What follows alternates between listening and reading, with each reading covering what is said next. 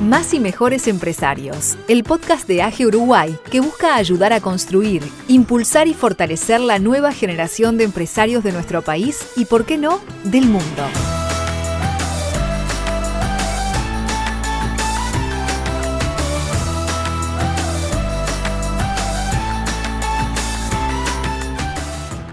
La innovación o innovación es un término que de un tiempo a esta parte se escucha con mayor frecuencia, pero que en realidad está asociado a la evolución misma, ¿no? de las cosas.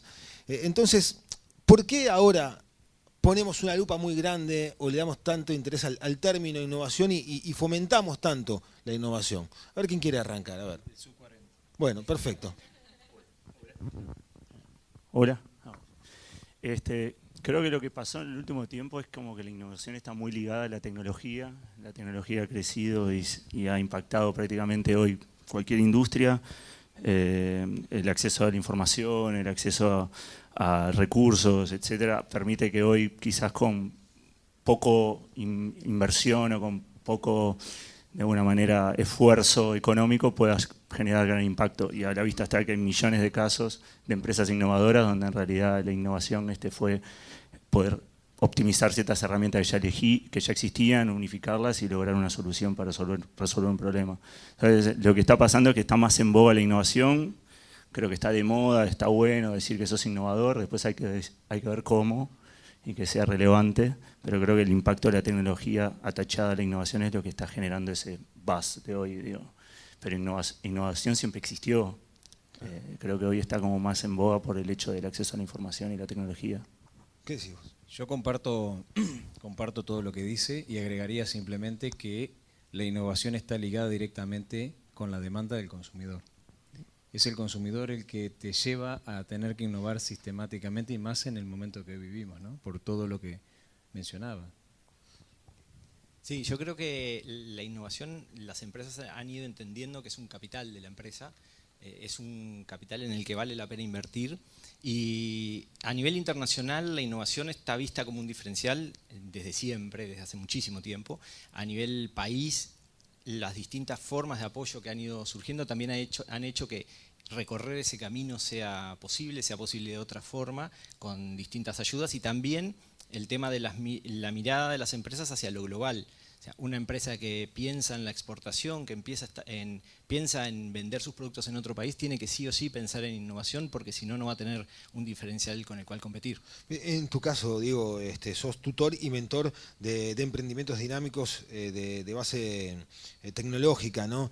En ese sentido, ¿hubo o entendés que hubo un cambio en algunas cuestiones que veníamos ya estructurados así, decir, bueno, está todo inventado, se derribaron algunos mitos que nos ponían a nosotros mismos algunas barreras? Sí, yo creo que también en ese sentido lo que ha sucedido es que hemos empezado a entender la innovación en otros términos. Antes el innovador estaba muy asociado al inventor, a tengo una idea que nadie más la tuvo antes y desde ahí construyo. Y en realidad la innovación no va por ahí, va por aportar valor nuevo y significativo para el mercado y ese valor, eso lo hace muy contextual. En un contexto algo es innovador y en otro contexto no. Entonces alcanza con mirar los ejemplos de innovación vinculados a los celulares, lo que era una innovación disruptiva hace unos años, lo miramos ahora y decimos, pero no había casi diferencia. Entonces eso ha llevado a que entendamos que podemos innovar agregando valor al mercado, a nuestro contexto y de esa manera diferenciarnos. Sebastián, trabajás para empresas muy poderosas en el mundo. Y vos hablabas recién de las demandas de la sociedad, del público. Hay que tener sensibilidad especial para captar también las necesidades y ahí generar un nicho de innovación. Y hablo de las empresas a las que te vinculás, porque hay que saber también lograr derribar el tema de nuestra frontera, ¿no? Hoy la frontera es el mundo, en líneas generales. En el caso mío es un poco particular porque no produzco es decir, contenido o productos para el consumidor final. En realidad lo que genero son servicios para empresas que tienen una necesidad de demanda y de evolución permanente y que en ese sentido el generar permanente valor agregado al servicio y el estar muy atentos a la propia evolución que ellos van teniendo, te impulsa que tu modelo de negocio tenga que estar siempre siendo revisto, puesto arriba de la mesa, reanalizado, para ver si realmente está respondiendo a las necesidades que según la coyuntura que vivimos es la que se adecúa y la que están esperando, ¿no? En tu caso, Juan, brindás conferencias, brindás charlas, ¿se puede dar herramientas para formar a un innovador? Básicamente, cualquiera puede ser innovador. Mira, de Electric Factory surge, es el lugar donde trabaja The Electric People, ¿no? Ese nombre yo se lo puse hace 18 años, cuando tenía 20, 21 años fundé la compañía. Y ya desde ese nombre, de esa imposición, desde su nacer, es como que en realidad era eso de ser eléctrico, de ser curioso, de challengear todo el tiempo el status quo, de definir nuestras formas, nuestras propias formas. Cuando yo decidí hacer la empresa, quería una empresa que no sea modelo de ninguna otra, o sea, no sea resultado de ningún otro modelo, sino crear el nuestro propio. Decidimos ser la industria y no una oportunidad de la industria. Decidimos definir nuestra propia forma de hacer las cosas.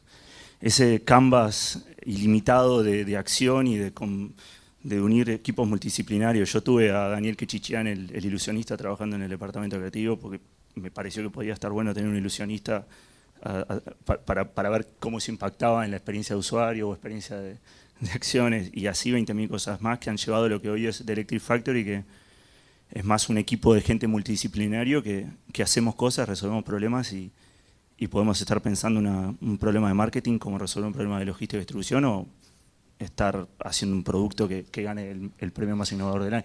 Y eso lo aplicás también. Eso lo aplico a todo. A la industria audiovisual también, a la que todo. trabajás. Yo creo en las compañías líquidas. Explica un poco cómo es eso de crear compañías. Para mí uno no nace desde la formación profesional y personal, uno no nace para ser bueno en una cosa sola. Hay como una imposición de que qué vas a hacer cuando seas grande y en qué sos bueno. Digo, yo quiero erradicar eso.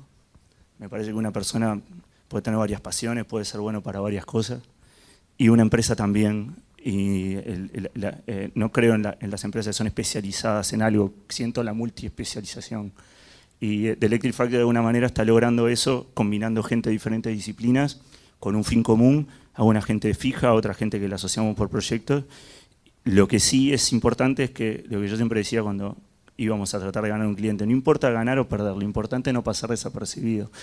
Y ese no pasar desapercibido en cuanto a la innovación, en cuanto a lo disruptivo, era lo que generó hoy el valor de marca que tenemos hoy, que básicamente cuando un cliente acude a nosotros está preparado para cualquier cosa, ¿no? Y eso es lo que yo defino de... Somos un poco imprevisibles y eso a mí me encanta. Lo soy yo a nivel personal, y lo es la compañía, y lo es, gracias a Dios, mucha de la gente que está con nosotros, que vienen de trabajar en lugares donde saben exactamente lo que tienen que hacer y dónde van a estar en 3 meses, dónde van a estar en 6 meses, a un lugar donde todos los días es algo distinto. Me dejaste puntas para unas cuantas preguntas que te voy a hacer en instantes, y una tiene que ver por el hecho de hacer las cosas a tu modo, asumir riesgos. Y en tu caso, Diego, que tu trabajo se vincula también al de la ANI. La ANI asume riesgos para potenciar proyectos. ¿Qué tan comprometido está el sistema de la ANI con todas las necesidades o las intenciones o ideas que hay? Mirá, en particular puedo hablar del programa de apoyo a las industrias creativas, que es donde formo parte del Comité de Evaluación y Seguimiento, y justamente una de las premisas más fuertes sobre las que se construyen o se evalúan estos proyectos es justamente esto de la vinculación, y nace para vincular el sector de industrias creativas con los sectores más tradicionales, porque justamente la innovación se da cuando se vinculan equipos diferentes, personas diferentes. Tú preguntabas si las personas pueden ser innovadoras o nacen innovadoras, y en realidad los equipos son innovadores, y nosotros creemos que el apoyar estos proyectos que vinculan personas de distintos perfiles son los que generan la innovación. Y ahí hay un compromiso y también hay una evolución en el concepto de innovación. Este programa de apoyo a las industrias creativas surgió hace un año y algo, un año y medio. Por ahí está Javier, que es el coordinador, que si tiene alguna duda después le pueden preguntar a él. Es un programa que vale mucho la pena para las empresas incorporar otro tipo de perfiles. De hecho, hay algunos proyectos de Rabbit, de la aceleradora de Electric Factory. O sea, hay una serie de instrumentos a los cuales se puede recurrir para probar si esto de incorporar otro tipo de perfiles da resultado, y la creatividad de estos perfiles son los que van a ayudar a diferenciarse y a lograr otro tipo de productos y de servicios. Porque más allá del financiamiento hay una cuestión que tiene que ver con el asesoramiento, que tiene un valor realmente importante. Por eso también el valor específico de las incubadoras y de tener a quién recurrir, más allá de lo que implica la financiación, ¿no?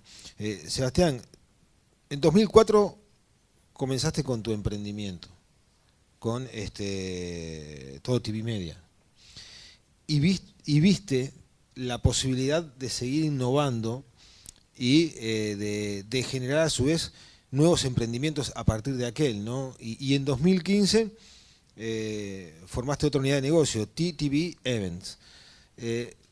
Eso habla de que más allá de que uno puede estar en una zona de confort, hay que estar atento a la posibilidad de seguir innovando, de seguir generando.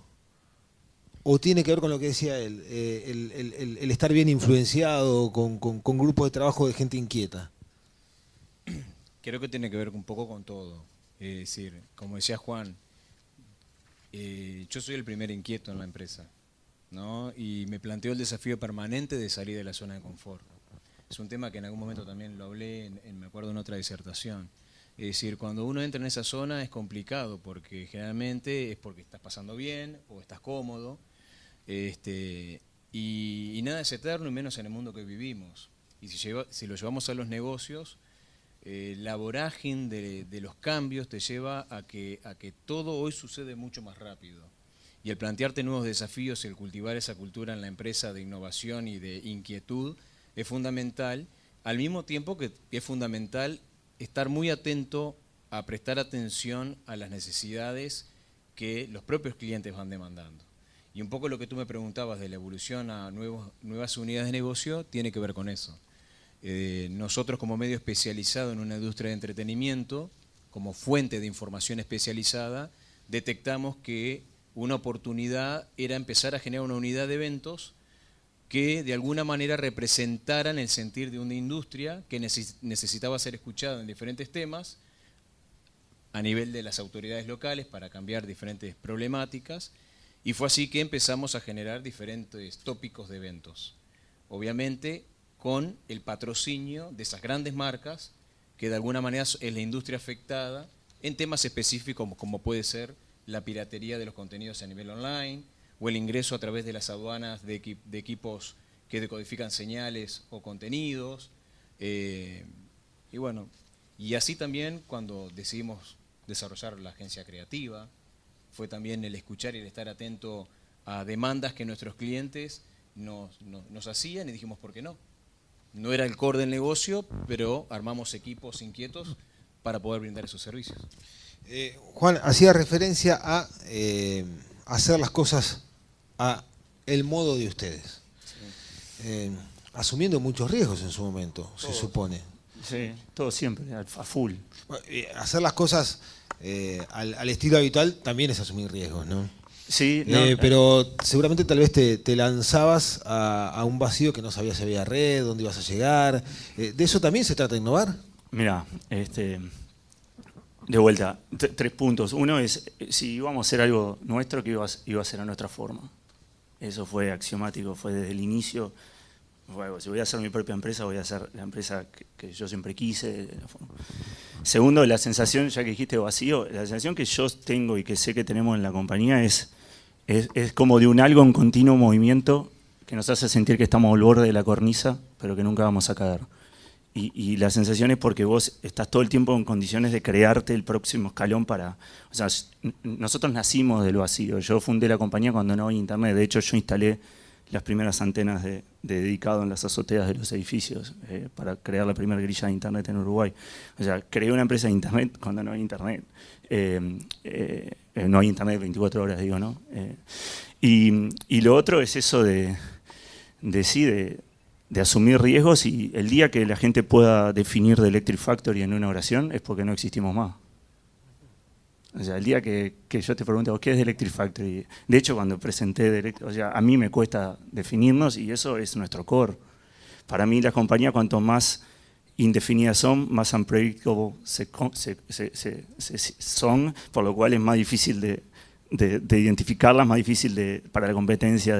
O sea, vos tenés que ser, digo, totalmente imprevisible, totalmente inquieto para no ser fácilmente alcanzable o cuestionable o lo que sea. Si estás en un modo líquido es muy difícil de cuestionarte. Entonces, bueno, líquido, encajonado, silos. O sea, vos tenés que ser lo más líquido posible para despistar y poder hacer lo que quieras. Ahora, le quiero preguntar a los tres, porque acá estamos hablando de tres personas destacadas en lo que hacen, pero a veces innovar implica fracasar, que se frustre algún proyecto, que ni siquiera llegue a concretarse en todo caso. Entonces, a mí me gustaría que desde ustedes surja un comentario o a modo de consejo de cómo es lidiar también con ese sinsabor de no alcanzar el objetivo cuando uno pretende innovar. Arranco.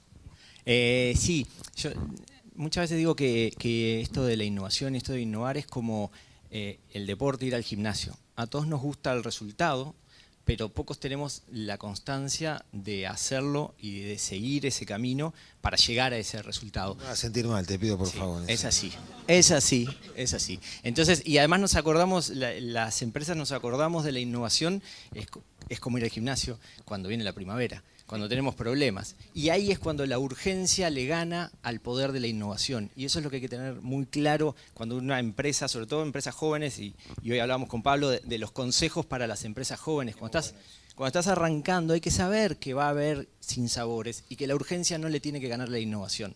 Y eso tiene que estar muy fuerte en la conciencia del equipo, pero sobre todo en el líder. El líder que pide resultados inmediatos es un líder que no sabe de qué viene la innovación. La innovación no tiene resultados inmediatos. El CEO de Amazon dice, yo le digo a mi equipo que trate de explorar callejones sin salida, porque ahí es donde están las cosas diferentes. El camino que todos recorremos, por el que todos estamos transitando, no tiene innovación. La innovación viene en esos otros caminos y seguramente te vas a chocar contra una pared.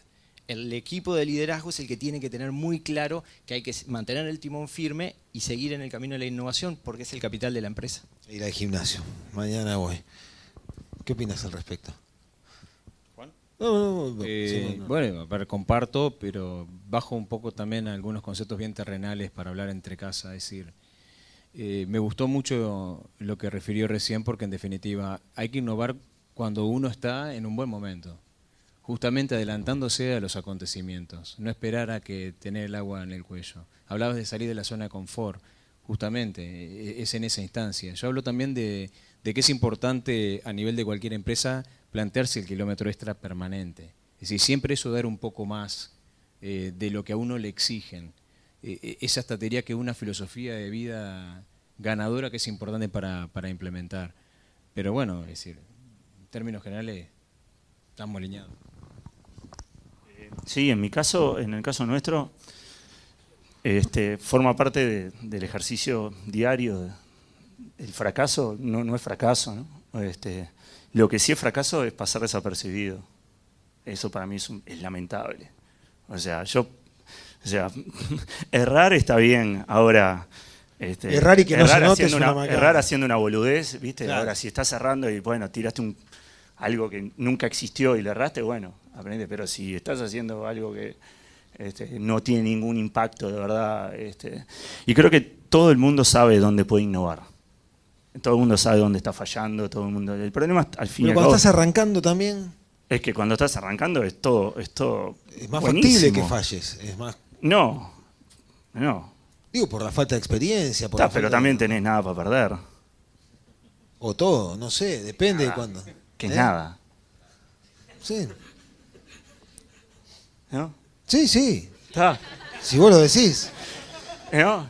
Yo capaz que soy un poquito más conservador que vos, pero no soy innovador. Y tengo más de 40 años, además. Ya está. Mirá, si vos arrancás y perdés todo, después, la segunda vez que arranques, ya no vas a cometer ese mismo error que te hizo perder todo. Y yo creo que... Eso se digo, llama experiencia, entonces. Si está bien, ahí vamos por un y camino. eso es lo que dice Tolo. Es evidente que el fracaso te educa, ¿no? O sea, lamentable las personas que nunca se equivocó. Y además no vivió. No hay emprendedores que no cuenten primero muchos fracasos. Claro, obvio. Acá se está presentando a 3 personas como que somos, a ver, los paladines de la justicia. Y No, en por algo los realidad- elegimos. Sí. En serio. Y en realidad yo creo que muchos tenemos más perdidas para contar que ganadas. El tema está en que al final del día también todos somos seres humanos. Que todos tenemos que trabajar mucho un aspecto llamado autoestima. Eso es fundamental. ¿Esa también es una para- característica del innovador? Y fundamental. El innovador, es decir, nunca se da por derrotado. Es decir, un fracaso es un aprendizaje. Un fracaso es una oportunidad para volver a empezar. Es decir, para mí eso es fundamental y me acompaña como filosofía de vida y es algo que me gusta transmitir. Es decir, yo prefiero que los equipos se equivoquen haciendo a estar totalmente inoperantes o, como mencionaba anteriormente, en esa zona de confort que tarde o temprano no te lleva a nadie, porque en realidad mientras uno está haciendo hay otro que también está haciendo, hay otros que no están haciendo y no nos espera. Claro. El mundo sigue cambiando y no espera por nadie. Entonces uno tiene que estar muy atento a eso, a las señales y a plantearse el desafío de innovar y evolucionar también permanentemente. Quedé como un gran conservador. Lo soy, en realidad. Pero hay otro detalle que me gustaría que me comentes, Diego, que tiene que ver con los matices que se pueden encontrar dentro de una misma sociedad, como la nuestra, ¿no?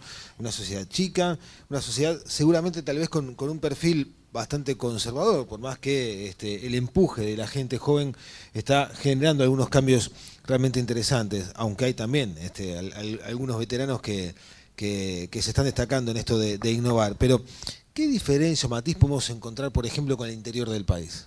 Bueno, eso es un tema bien interesante, porque en realidad en esto del recorrido de la innovación y la vinculación con la innovación, yo empecé desarrollando productos para empresas. Empresas, algunas multinacionales y otras pequeñas, familiares, y ahí también hay algunas diferencias en esto de la innovación. Una cosa es cuando uno está planteando innovaciones a la interna de su empresa y otra cosa es cuando estás involucrando a otras empresas y le estás dando los servicios y las posibilidades de desarrollo a otras empresas. De ahí todo el tema de emprendedurismo y tecnologías de la información, y ahí es otro mundo, es un mundo de emprendedores que están acostumbrados a innovar, que entienden el fracaso de otra manera, es otra cosa. Una pequeña empresa familiar que hace 50 años que está en el mercado versus un emprendedor que está con sus primeros emprendimientos tecnológicos. Son dos perfiles bien distintos. Y después, en todo esto de Celin, que tiene mucho que ver con el interior del país, que recorremos con Mariana, mi socia, todo el interior, con pequeños microproductores, ahí el valor de la innovación es distinto, estamos hablando de otras cosas y estamos hablando también de otras necesidades. Hay mucho emprendedor por necesidad, más que el emprendedor por vocación o porque le surgió una idea. Y entonces dentro de este Uruguay, que a veces desde estos lugares creemos que es todo esto y no, en los talleres que damos en el interior, yo siempre planteo que antes de Celin era un montevideano cerrado.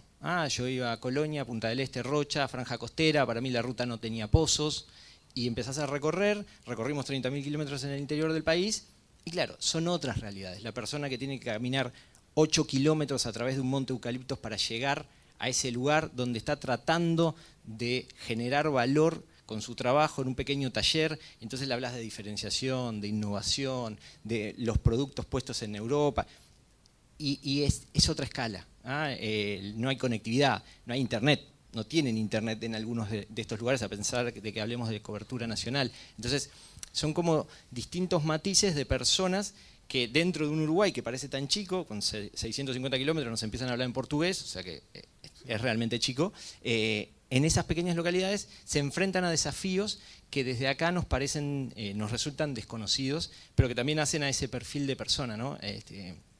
que es totalmente distinto a lo que podemos entender como innovación y diferenciación en Montevideo. Claro, acá se utilizan términos que uno puede entender, pueden ir de la mano, innovación, emprender. Una cosa no quita la otra, pueden ser que se conecten en muchos casos, ¿no? Pero se puede innovar hasta en el emprendimiento más modesto o pequeño o ya establecido desde hace mucho tiempo, ¿no? Y basta con entusiasmar un poco a la gente, o específicamente la gente tiene que estar abierto a eso que vos decías de que me están pidiendo otra cosa a gritos y no lo estoy viendo. En nuestro caso, nosotros contratamos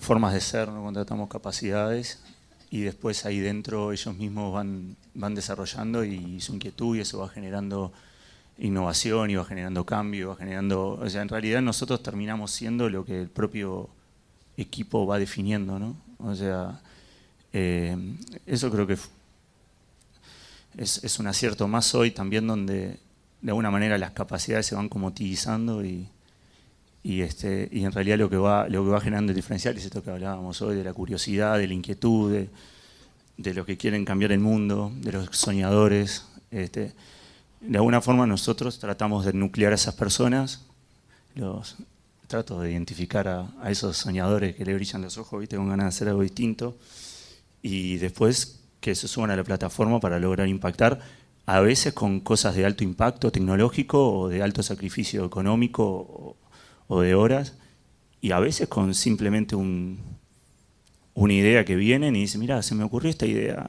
¿la podemos llevar adelante? Sí, vení, lo abrazamos, le invitamos a la idea y la tratamos de impactar y de vuelta, y utilizar Uruguay, que es algo que...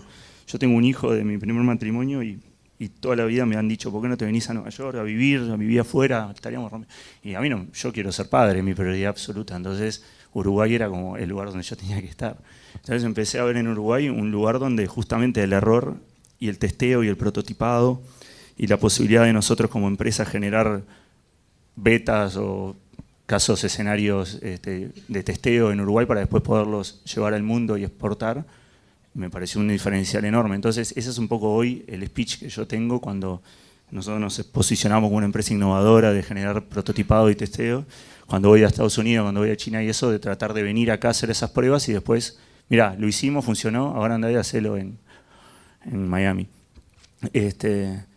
Pero sí, básicamente nuclear a gente y tratar de hacer, por más mínimo que sea, hacer algo distinto al día anterior. Por más mínimo que sea, ¿no? Tomando tu pregunta, voy a ser duro en algo. Está bien. A veces innovar, o no sé si tiene relación con innovar, hablando de emprendimientos que puedan estar queriendo de nosotros escuchar algún tip, también está en aceptar que quizás un negocio no da más. O un negocio no necesariamente tiene que innovar, porque también hay que ser muy autocrítico con analizar que hay cosas que cumplen ciclos. Y parte de innovar quizás es reconocer que hay cosas que tenés que dejar para comenzar otras. No necesariamente para decir fracasé con esto, no le encontré la vuelta, porque hay muchos que deciden hundirse como el Titanic. Y cuando uno se da cuenta de que un proyecto ya no da más, muchas veces es ese minuto final del Titanic que se hunde. Entonces, ya es tarde. Ya es tarde. Entonces, es tan importante como innovar en momentos donde todo funciona bien, porque la energía de los equipos es buena, porque quienes conducen las empresas están también muy arriba. También es muy importante saber, siendo muy autocrítico, leyendo el mundo, leyendo mi rubro, observando qué pasa en otros países, si realmente tengo una oportunidad de innovación. Porque yo voy a hablar de mi caso. Yo comienzo siendo un medio especializado. Cuando hablamos de medio, hablamos de diarios, revistas. En una industria gráfica que está completamente hackeada, uno no puede seguir pensando que el futuro va a estar en la revista que voy a sacar. Hay generaciones que ni siquiera saben o consumen un producto gráfico. Entonces, va a llegar un minuto que voy a tener que tomar una decisión con un hijo, que fue la primera revista que quizás lancé al mercado. Y quizás termina el tiempo de esa publicación, pero nace otro producto que nos vuelve a entusiasmar, que vuelve a conectar al equipo, que nos lleva a innovar, que vemos nuevas oportunidades de evolucionar. Entonces, creo que eso también es muy importante, de no quedarse, pues somos muy uruguayos, Sí, muy emocionales. somos muy emocionales, Claro. muy nostálgicos, y pasa que nos quedamos aferrados a las cosas cuando rápidamente hay que dar vuelta a página y hay que focalizar en otro lado. Ahí estoy de acuerdo. De todas formas, creo que eso pasa cuando el valor de tu empresa es un algo y no un porqué, ¿no? En este caso, o sea, claro, si vos estás empecinado que el valor de tu compañía es libros y vos vendés libros, cuando el libro pase de moda, no te va a quedar otra que innovar y cambiar. Ahora, si el valor de tu compañía es entretener, en realidad no son libros. Puedes terminar mañana haciendo un circo. Entonces, yo lo comparto eso. yo no creo que las compañías, mirá, yo creo hoy que cualquier compañía es salvable. De hecho, algunos se dieron cuenta más tarde que otras, caso Kodak y otras, pero o sea, vos ves un Amazon, como decía de Jeff o lo que sea, están todo el tiempo reinventándose porque su valor, su core no es un producto, es lo que dice Simon Sinek, el porqué, el valor del porqué más que del what. ¿Eso lo aplicás a cualquier emprendimiento? ¿Es salvable? Yo creo que mi challenge es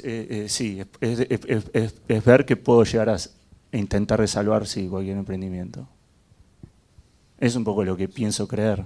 No, y está bien. Es válido. ¿Vos qué tenés para Yo creo que decir sí, sobre todo, y sumo a lo que dice Juan, el propósito. Ya pasó de moda la empresa que tiene una misión y una visión. Las empresas tienen que tener un propósito y el equipo tiene que sentir ese propósito. Y viene de la mano de esto de, si tu propósito es divertir a la gente, pones un circo. Lo que te tiene que mover es ese propósito que te lleva y te orienta, es ese norte hacia donde vas. Y lo que haces es reconvertir la empresa, buscarle la vuelta. Adaptar tu modelo de negocios para poder dar una respuesta a ese propósito. Te voy a poner un ejemplo. Hay una empresa bastante conocida en el Caribe que se llama Pollos Camperos. Y ellos nos contrataron por una consultoría y básicamente lo que tenía miedo era que justamente la gente dejara de consumir pollo, porque el pollo obviamente no es orgánico, etcétera, y aparte tiene otro problema que es la parte de logística, en lo que es el Caribe, toda la parte de logística y distribución, entonces habían lugares que no llegaban. Nosotros hicimos otro ejercicio y al final le dijimos, mira, vos no tenés que vender más pollo, tenés que imprimir comida para perro. Entonces estamos llamando dale esos pollos al perro. Y estamos haciendo un modelo beta y los tipos no entendían nada y pasaron de vender pollo a ahora imprimir comida para perro. En cierto lugar nosotros le enviamos la materia prima y le envían una vez la materia prima, me iban vendiendo a 12. Son cosas que quizás del lado tan, como decíamos hoy, tan metido dentro de la compañía que no la ves, pero cuando viene alguien de afuera acostumbrado a la ciencia ficción de muchos, pero en realidad para nosotros, sucede la magia. Lo que pasa es que tenés que tener un board, un jefe, un gerente que esté dispuesto a hacer el cambio y como decía él, o sea, adelantarse 10 años, 5 años a que el libro se termine, ¿no? Ustedes manejaban algunos términos que son interesantes y hablan del valor de las personas. Hablaste de que le brillan los ojos cuando te cuentan una idea, hablabas de la experiencia de contactarte con gente del interior, de lo que representa el trabajo en equipo, y apunto ahora a lo que tiene que ver con la educación que están recibiendo estas generaciones, las nuevas generaciones. Se habla mucho de la educación y de los resultados, ese tipo de cosas. Y ayer ayudaba a mi hija a hacer operaciones combinadas, mi hija está en quinto de escuela, y son las mismas que hacía yo hace mucho tiempo. Y está bien, lo tiene que aprender. Pero apunto a lo siguiente, las habilidades blandas hoy en día tienen el rol que deberían tener en el proyecto educativo. Yo creo que no lo tienen. Nosotros, por lo menos las personas que nos ha tocado contratar, lo que buscamos es justamente todo esto otro, de la actitud. El marco es el marco. El marco académico, el marco estructural, es el marco, pero la magia sucede en el lienzo. Y ahí es donde las habilidades blandas, las capacidades que tienen de imaginarse otras cosas son las que hacen y generan el diferencial. Hace poquito contratamos un profesional en la empresa, le contamos lo que nosotros hacíamos y le miramos la cara, como decía Juan, ¿le brillaron los ojos, no le brillaron los ojos? Esto que nosotros estamos construyendo, ¿a vos te anima, te entusiasma, te hace soñar. Si no te hace soñar, no importa qué tan bueno seas con la computadora o con el software o el manejo, no es lo que estamos buscando, porque todo eso otro se consigue, todo eso otro se puede aprender. Lo que no se puede aprender y no se consigue es esa motivación y ese entusiasmo interno. Yo agregaría que es fundamental, y la empresa que no lo entienda así, que hoy el valor más importante es la gente, está en un gran problema. Es decir, dejamos este tema de las fábricas. Hoy la gente es el motor de cualquier empresa, son los que generan el cambio, a los que hay que motivar, y en el caso también nuestro, nunca analizamos currículum, en lo más mínimo, no nos interesa el máster, el doctorado, qué hizo o qué no hizo. Nos interesa justamente las ganas con las que llega, el compromiso que demuestra para con las tareas que se le asignan, se escuchan también permanentemente las ideas. Entonces, yo no creo particularmente en las carreras tradicionales y soy un convencido de que hay que mirar más que nada las habilidades de las personas, las ganas y la pasión que ponen para con las tareas, ¿no? ¿Y se está comprendiendo todo eso en el sistema educativo? Di clases 16 años en la UM y ahora estoy vinculando a la ORT nuevamente. Siento que no, y por varias razones. Siento que estamos demasiado automatizados, esto es tu carrera, esto es lo que tenés que seguir, esto es lo que vas a estudiar. Hay capital semilla que te ofrecen, ya sea al año o inversores privados, y vos tenés que lograr ciertos éxitos o ciertos resultados en corto plazo, y si no fracasaste y ya no podés ser más emprendedor y vas a tener que seguir con tu carrera porque tu sueño. O sea, todo eso creo que hace de que la gente no sueñe o tenga como una necesidad cortoplacista de mostrar su éxito o sus resultados, también para mostrar en el social media que le va bien, o sea, hay como, está todo armado como para que vos tenés que romperla en corto plazo y ya saber, mientras estás estudiando, qué te gusta. Entonces todo eso creo que está conspirando. Nosotros en Electric Friday, por ejemplo, lo que tenemos es una academia que es para niños entre 6 y 12 años, donde enseñamos robótica y electrónica, se llama The Electric Academy, y van desde... Hay planes para niños superdotados que obviamente quedan fuera de lo que es el sistema, y también para tareas extracurriculares donde los niños optan por ir a aprender otro tipo de formación que lamentablemente hoy en los colegios no se las dan. Para de alguna manera despertar esa curiosidad a lo científico y el do it yourself, ¿no? En vez de que te pongan el input de la información, sino que es todo el tiempo. Y para cerrar, mi pensamiento, tengo un hijo de 8 años, y está enloquecido con el PlayStation y principalmente con un juego que se llama Fortnite, que factura $300 millones por mes, de venta de virtual goods, de venta de cosas digitales, ¿no? De avatares y eso. Y hoy estaba deseando que llegara a casa para comprarle una mochila nueva que salía $30. $30, ¿viste? Y así la bajás con un clic. Y cuando hablo con él, me encanta y yo le doy para adelante, porque para mí el PlayStation era lo que la radio antes, la tele antes, o sea, ¿no? O sea, es lo mismo. O sea, pero la dinámica que él está empezando a construir de cómo él se relaciona con sus amigos jugando, la mecánica de que para él el Messi o el Suárez del estadio o el Suárez del FIFA no tiene mucha diferencia. De hecho, prefiero ver los partidos del FIFA de otros que ir al estadio, cosas así. Para mí no está ni bien ni mal, son dinámicas que yo quiero soltarlas, quiero aprender, porque no podemos ir contra la corriente, ¿viste? Y creo que las universidades y las escuelas y todo están un poco atrasadas en ese sentido de no acompañar el cambio. Y yo agrego algo, también tengo un hijo de 12 años, fanático de Fortnite, y miren las cosas locas de la vida, ¿no? Escuchando toda su pasión y la locura del jugador el jugador al otro, y te cuenta que no sé qué, que no sé cuánto, resulta que me introduce en el mundo de los eSports. Para mí, hasta ayer, palabra desconocida. Cuento corto, empiezo a investigar al respecto, me doy cuenta que es un mundo que está sucediendo paralelo, de ligas mundiales de juegos de videogamers. Yo, organizador de eventos, dije, ¿y en América Latina hay algún evento de eSport? Entonces, en febrero del año que viene en México hacemos el primer evento de eSports. Entonces, ¿cómo a veces cosas que no tienen nada que ver ni siquiera con el modelo de negocio y pasan por estar muy atento a oportunidades o a estos encuentros o a determinadas lecturas que te generan cosas que pasan en la vida, te llevan a desarrollar, en este caso, un emprendimiento de algo que ni siquiera tenía conocimiento? Interesante. Claro, si vos pones a decir en el colegio donde va tu hijo, mira, acá en esta sala van a ver PlayStation, Que estás loco, No, ¿cómo para escándalo. PlayStation? El grupo de Que WhatsApp vayan a jugar arde. al- No, no. Claro, el grupo de WhatsApp de madres Las y de madres padres. se ponen como, no, olvídate. Pero en realidad, Enzo está creciendo, mi hijo se llama Enzo, y crece en esa dinámica, y es la dinámica que hay que apoyar. Claro. Y él ahora me dice que cuando sea grande quiere hacer videogaming, y ya, vamos con todo. Sebastián, tendrías que darle una comisión después a tu hijo por involucrarte en ese mundo, si te va bien, ¿no? Está muy bien. Hablando de las carreras, me dice, te hago una pregunta, me dice, viste que hay que estudiar algo, no sé qué, no sé cuánto. Yo tengo un tema, viste, si, o soy futbolista, no sé si voy a hacer, o estuve investigando que hay personas que se dedican a testear juegos y ganan mucha plata. Y a mí me gustaría testear juegos. Está Y bueno, y como va el mundo, y por lo que acabo de contar, todo es posible. Es decir, Claro, está bien. Perdón, y para... Este Enzo, tu hijo, ¿cómo se llama? Lucas. Son el 95% de nuestro público objetivo, ¿no? Claro. Entonces, o sea, estamos contando anécdotas a nuestros hijos, pero es nuestro cliente del 99% de nuestras empresas. Entonces, hay que pensar en esa dinámica. Nuestro cliente no va a ir más al supermercado a comprar las cosas. ¿Entendés? y hay muchos Claro. tomadores de decisión. Sí. Qué feo. Si ahí a poner un supermercado. No, pero en realidad, claro, es una generación que asume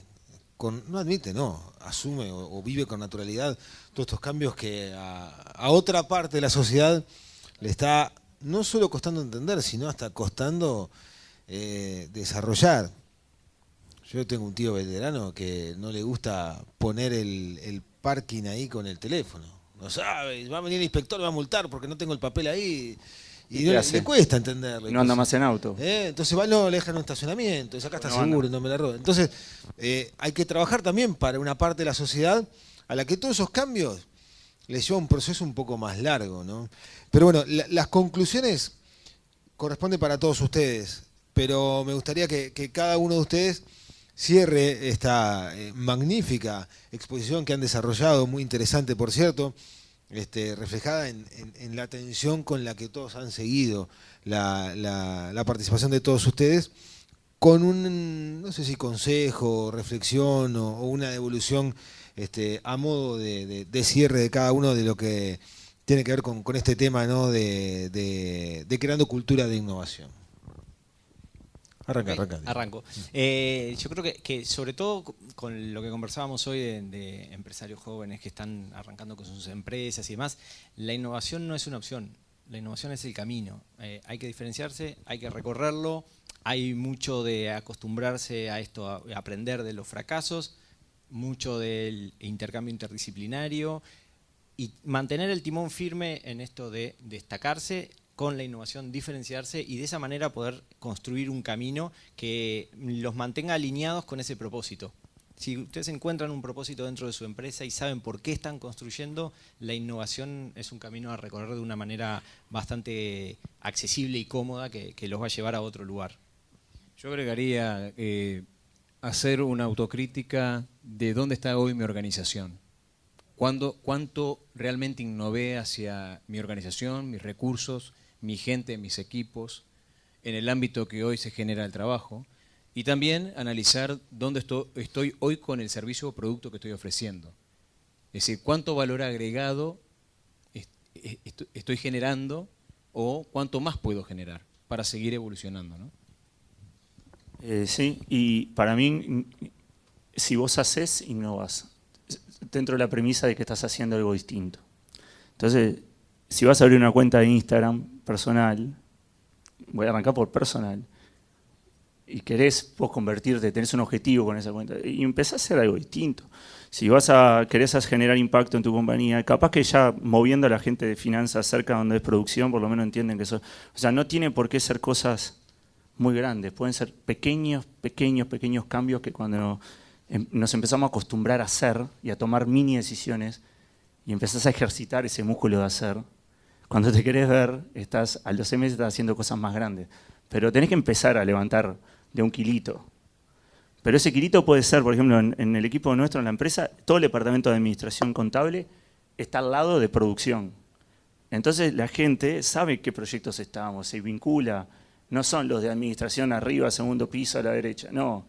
estamos todos juntos y eso fue una decisión tonta, de alto impacto, porque cambió notablemente el funcionamiento del equipo.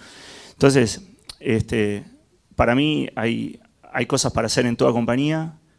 Lamentablemente a veces los jefes no se animan, la gente que quiere hacer los cambios se frustra, después empieza a generar ñoquis y después está todo el mundo triste.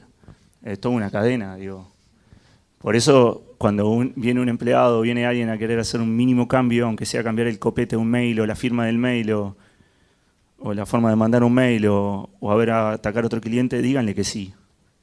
Porque ahí sucede la magia en el sí, en el cambio, ¿viste? Entonces, y después, de vuelta, absolutamente todo negocio está hackeado. Es más fácil de ser hackeado si estás definido, por lo cual traten de no definirse, así no lo hackean. Muy interesante. Yo pido un fuerte aplauso para los tres, para Diego Fraga, Sebastián Larteulade y Juan Chapesoni.